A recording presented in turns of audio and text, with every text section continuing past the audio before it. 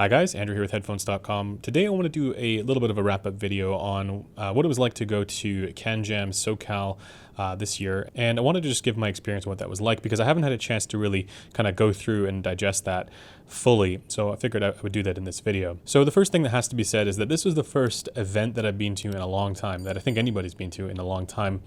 And so there was definitely a sense of kind of like almost like a nervous energy to the whole thing that ultimately ended up being just turning out extremely well. It ended up being a pretty big success in my mind. But of course, the reason why there were a lot of question marks coming into this was, how was all of this going to be handled as far as, the situation in the world is concerned? And then also there were a number of big name manufacturers like Sennheiser and Focal who weren't able to make it due to, travel restrictions and whatever else. So, a lot of the folks who might have been, big draws in the past weren't attending. And so I think for a lot of people, there was some uncertainty there as to how this event would be received. But I think this was actually a very well attended event. It didn't have quite the kind of grandeur that the CanJam in New York had that I went to in 2020. And so, I'm hopeful to go to the next one in New York if that happens. But as somewhat of a, resurgent headphone and audio event here, I think overall it was a big success. And that's me speaking not so much as a headphone reviewer, because I had to get a lot of stuff done while I was there, get a lot of, cover a lot of stuff, but more so as just an enthusiast who was curious to go or was looking forward to going to another event. But the other thing that made this event a little bit unique was that the whole team went to this one. The previous one in New York, I went there as a spectator, as an attendee. And with this one, we being Headphones.com went, the whole team went as an exhibitor. And so we had the whole crew there, everybody from, Andrew and Taryn to, Alan and April. They were, behind the booths and, helping everybody out, trying different things. And we brought a ton of headphones and there was a huge table there full of IEMs. And so obviously we're not a manufacturer or anything, at least not yet. It was definitely cool to connect with everybody there on the team, including those who aren't here in Canada. I got to connect with Theo, our IEM reviewer, or IEM specialist, and then also Grover, two of the guys who do reviews on this channel as well. And it was great to connect with them and just talk about gear and I guess trade impressions and things like that. And actually, speaking of Theo, he's more focused on the IEM side of things, and so it was kind of fun on the second day to get him to try a whole bunch of different headphones and get his take on on all that stuff, because he's over the last little bit he's been moving into headphones as well. So that was definitely cool to see. First impressions. I mean, it's good. It's actually good. Yeah. It cleans up a lot of the bloat and muddiness on the previous one, and I think the treble response has also been smoothened out a little more. Yeah. It definitely sounds more technical, Yeah. How much does this one cost? So this one's $4,000. That one is $3,000, I think. Okay. Yeah, I mean, it definitely sounds good. Maybe just not like $4,000 good. I have already kind of done a little bit of a reviewer roundup article. If you guys are curious to get a sense of what the impressions were from Grover, myself, and Theo, and just to see what we thought were kind of the standouts of the show.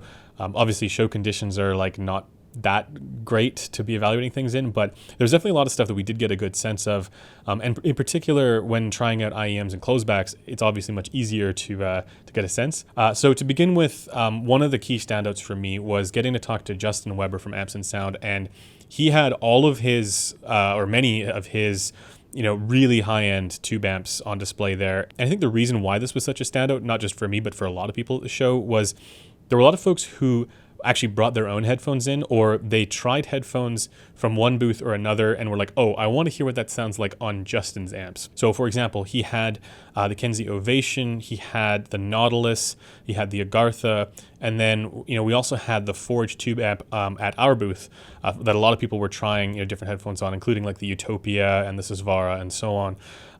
But for me, when I was over at Justin's booth, I got to try the DCA Stealth off of the Nautilus, which was pretty crazy. And the Nautilus is his big flagship amplifier. And for me, it was a very engaging experience with the Stealth.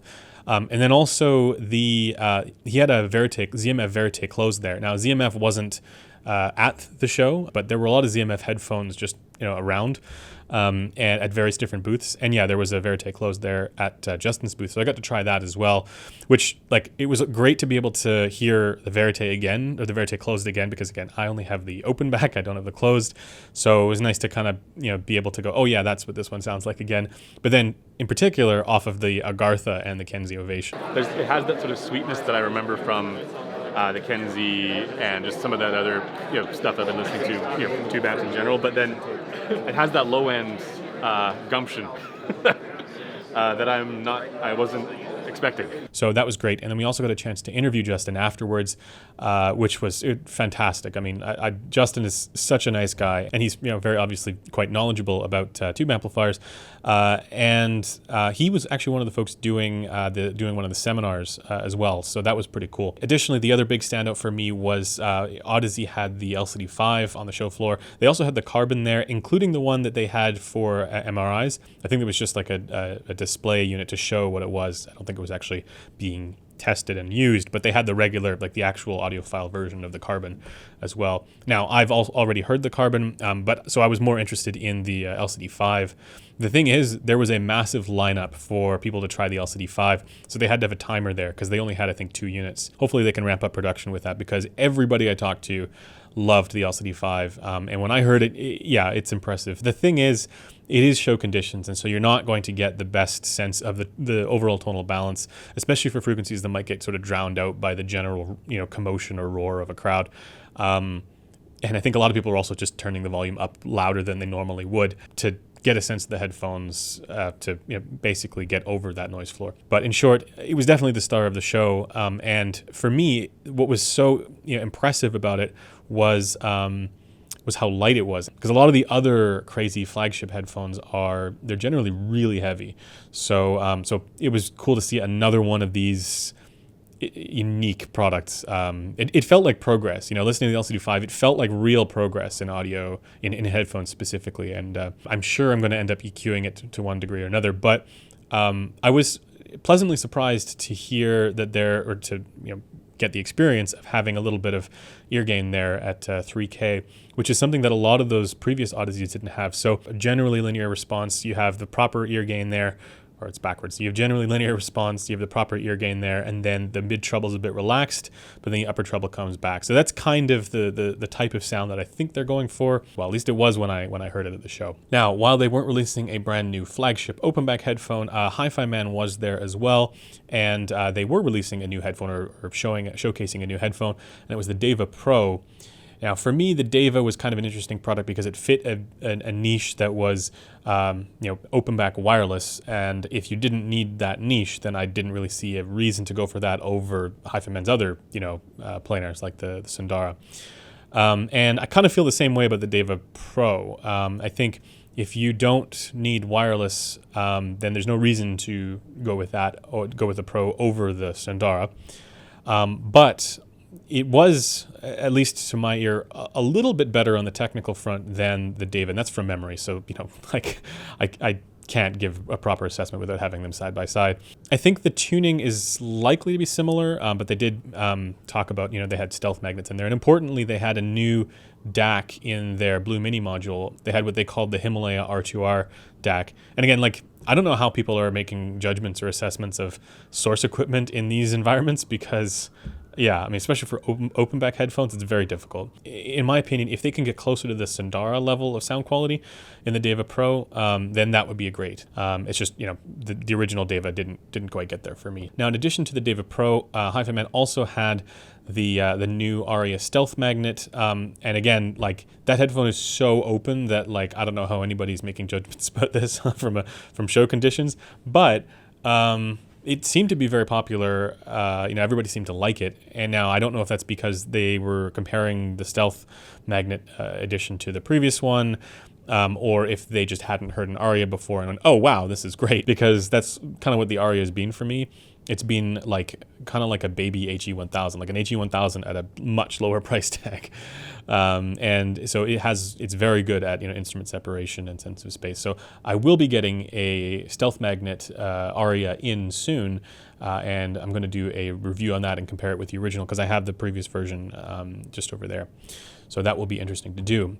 But what was more interesting than that is it was the Shangri-La Junior. I think with the Shangri-La Junior, because it has like the Junior tag, attached to it, people think of it as this, the lesser of the two between the Junior and the Senior. Maybe it is, but man, what a fantastic electrostatic headphone. I think for me, it's between the Junior and the SR07 2.9 from Stax. And I need to have them both in to be able to tell. But like the Shangri-La Junior is solid, and a lot of people were impressed by that. And of course, I had the other reviewers in the team listen to this. So Zavara, they hadn't heard it, so and they were generally impressed with the Zavara as well. It's very good. It's like all the HiFiMAN headphones, they all have a very similar tonality. All the HiFiMAN headphones, I feel like they have a very similar tonality. But yeah, it's just super well balanced. There's like not really much you can nitpick at it. Now, there were, of course, other exhibitors there, and there were other headphones there, but a lot of them I'd either heard before or I had them in for review. Like there was the Meze Elite in a number of places, and I happened to be working on a review at the time that we went to CanJam, so I actually didn't even bother listening to it there, but a lot of the other reviewers did as well. But there was also some other stuff that I hadn't heard. In particular, there was some stuff from RAL, the folks who do the ribbon driver headphone, the SR1A. Now, I've heard the SR1A off the Jot R, and that is not the same experience that you get when you hear the SR1A off of some of the crazy amplifiers that they had there at their booth. I definitely got a different experience there.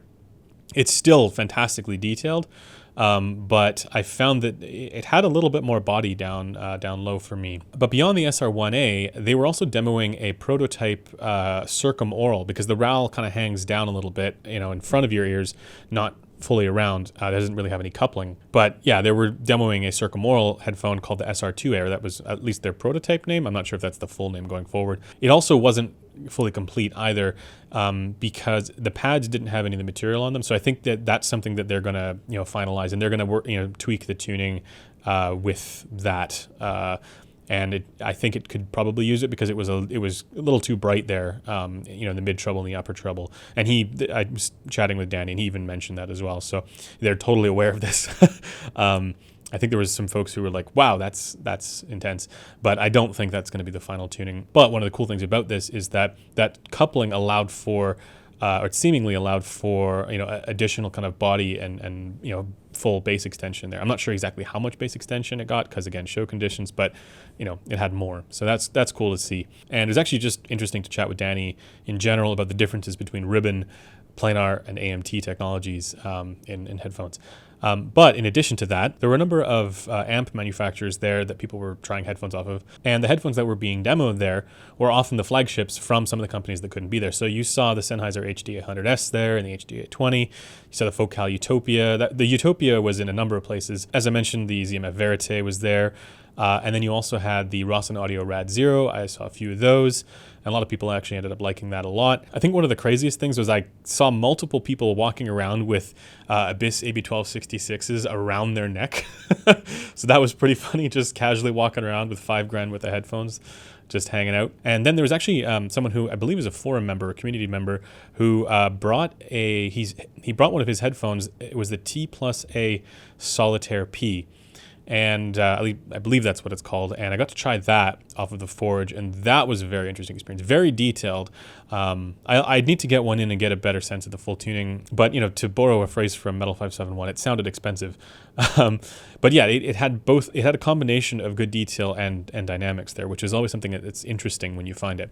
But again, it could have just been the amp that was doing that. So I need to see off of more equipment what that sounds like. Of course, we've got some jazz. Why am I not surprised? Yeah. Also, Andrew, you have an enormous head. It was even still a little large. And yes. Where else is he going to store all his Synad knowledge? Now, that's all just the over-ear headphone stuff. Of course, there were a ton of IEMs, and we obviously had a lot there that we brought, but there were a lot of IEM manufacturers there as well, including, 64 Audio, Dunu, Empire Ears. I think Noble was there, and I'm sure there's a number of other ones that I'm missing. And actually, Deconi was there. Big shout out to Deconi for bringing the little wipes. So very, very helpful. The IEM crowd were out in full force. And actually, there was a younger crowd. Like it felt like a much younger crowd than what the New York crowd felt like. And I think part of that was because of how many IEMs were there, and like new IEMs as well. So yeah, 64 Audio were there with their latest IEM, the Duo. I think Theo may have actually bought one of those. So I'll be picking his brain to see how that one is, and maybe I'll get one in as well. And then of course Empire Ears was there, and a lot of people were talking about the Evo. Now I have heard the Evo. If you're interested in my impressions of that, that's up on the Headphone Community Forum already. But yeah, it's kind of like the Odin for its overall tuning, with just like way more bass. And so it's a lot of fun. They've always had excellent technical performance, but they've really started to dial in their tuning with some of their flagship releases lately. So that's good to see. And then Dunu was there demoing their whole line, but in particular the Zen Pro and the Falcon Pro were the two big new ones. The Falcon Pro is the one that I think is going to be really popular because it comes in at only like $220, and I keep saying this, like I originally thought it was like going to be $300, and I was like, oh yeah, and then I was told it was $220, and I was like, oh, that's crazy. So single dynamic driver stuff. I think realistically it has to compete more with like the Moondrop Kato, or Kato, I don't know how you say that, but I'll look forward to getting one of those in at some point to compare. But so far, the Dunu Falcon Pro is my new like kind of recommendation for folks looking at around that price range. Because also you get 3 different tunings with it, so that's pretty cool. My favorite was the reference. Of course, I got a chance to talk to Tom from Dunu, but yeah, that interview is already on the channel, so check that out if you haven't already. But yeah, he was telling me all about the Eclipse platform, so that's their dynamic driver platform that they've used for the Luna and the Zen Pro, and so it was cool to talk to him about that and kind of the development of this new platform that they worked on. So for me, those were the highlights of the show. But of course, last but not least, it was a blast to talk to Jude from HeadFi. We got a chance to interview him, and every time I sit down and talk with Jude, it's an hour-long conversation that is about measurements, and it's fascinating. That obviously didn't make it into the interview, but like the dude knows his stuff when it comes to measurements. Maybe it doesn't always come across in the videos, but it always feels like an education process for me when it comes to this stuff, especially when talking about different fixtures and things like that. So I really big thank you to Jude and for putting on the event, and looking forward to connecting with him again in the next one. But that's going to do it for this video. Thanks to everybody for checking it out, and I'm going to see you guys in the next video. Bye for now.